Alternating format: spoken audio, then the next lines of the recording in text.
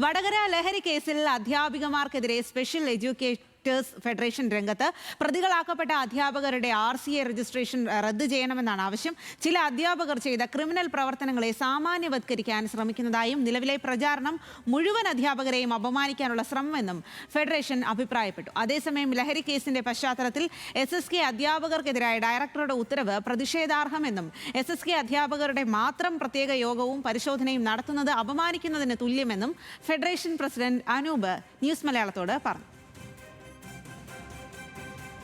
ലഹരി മരുന്നുകളുടെ ഏജന്റുമാരാണോ എന്നുള്ളൊരു റിപ്പോർട്ട് നൽകുക എന്നുള്ളത് ഒന്നോ രണ്ടോ വ്യക്തികൾ ചെയ്ത തെറ്റിന് വേണ്ടി ഇന്ന് ഒരു സമൂഹത്തെ മുഴുവനും സംശയത്തിന്റെ നിഴലിലേക്ക് എത്തിക്കുന്ന രീതിയിൽ ഒരു സർക്കാർ സംവിധാനത്തിൽ നിന്ന് തന്നെ ഉത്തരവിറങ്ങിയത്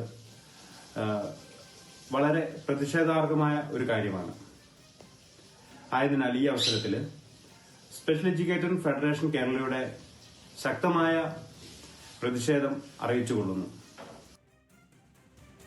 വിവരങ്ങളുമായി രതീഷ് വാസുദേവനാണ് ചേരുന്നത്. രതീഷ്, ഈ പറഞ്ഞത് ശരിയാണ്. അതായത് ഇത്തരത്തിൽ ഈ ഒരു ആൾക്കെതിരെ ഒരു ആരോപണം വരുമ്പോൾ ആ ഒരു ആളുകളെ മുഴുവൻ അത് ബാധിക്കുന്നു എന്നുള്ളതാണ്, പ്രത്യേകിച്ചും അധ്യാപകരെ. അതിൽ എന്താണിപ്പോൾ അവർ പറയുന്നത്?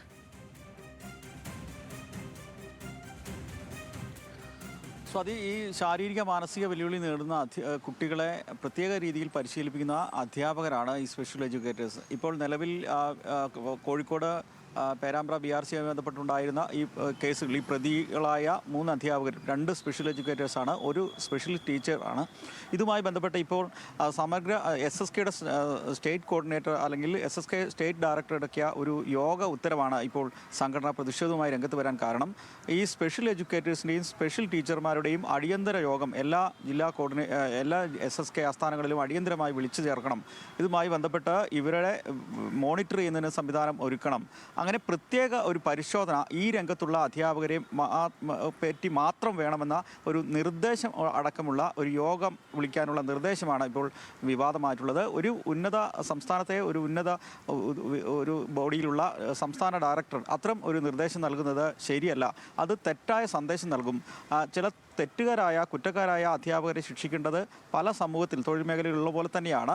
അവരെ ആ രീതിയിൽ ശിക്ഷിക്കണം. അത് സംഘടന സഹകരിക്കുകയും ചെയ്യും. മാത്രവുമല്ല, ഇത്തരത്തിൽ പ്രത്യേക ഈ എഡ്യൂക്കേറ്റർമാരെ മാത്രം, സ്പെഷ്യൽ എഡ്യൂക്കേറ്റേഴ്സിനെ മാത്രം കേന്ദ്രീകരിച്ച് പ്രത്യേക യോഗങ്ങൾ നടത്തുകയും പ്രത്യേക പരിശോധനകൾ നടത്തുകയും ചെയ്യുന്നത് അവരുടെ ആത്മവിശ്വാസത്തെ പോലും തകർക്കുന്ന തരത്തിലാണ്. ഒരുപാട് പ്രതിസന്ധികൾ അതിജീവിച്ചാണ് ഈ മേഖലയിൽ വർഷങ്ങളായി ഇവർ ജോലി ചെയ്യുന്നത്.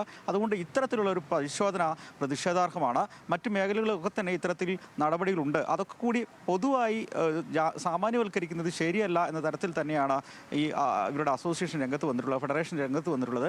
വലിയ പ്രതിഷേധമുണ്ട്. ഇവർ മുഖ്യമന്ത്രിക്ക് ഇത് സംബന്ധിച്ച്, വിദ്യാഭ്യാസ വകുപ്പ് മന്ത്രിക്കും വിദ്യാഭ്യാസ ഡയറക്ടർക്ക് ഇത് സംബന്ധിച്ച് പരാതി നൽകുമെന്നും ഇതിൻ്റെ സംസ്ഥാന ഭാരവാഹികൾ അറിയിച്ചിട്ടുണ്ട്. ഇത്തരത്തിൽ ഏകപക്ഷീയമായി ഈ വിഭാഗത്തെ ഇപ്പോൾ സോഷ്യൽ മീഡിയയിൽ ഉൾപ്പെടെ ഇത്തരത്തിൽ ഈ വിഭാഗത്തിന് വലിയ വിമർശനം പൊതുസമൂഹത്തിൽ നിന്ന് നേരിടുന്നു.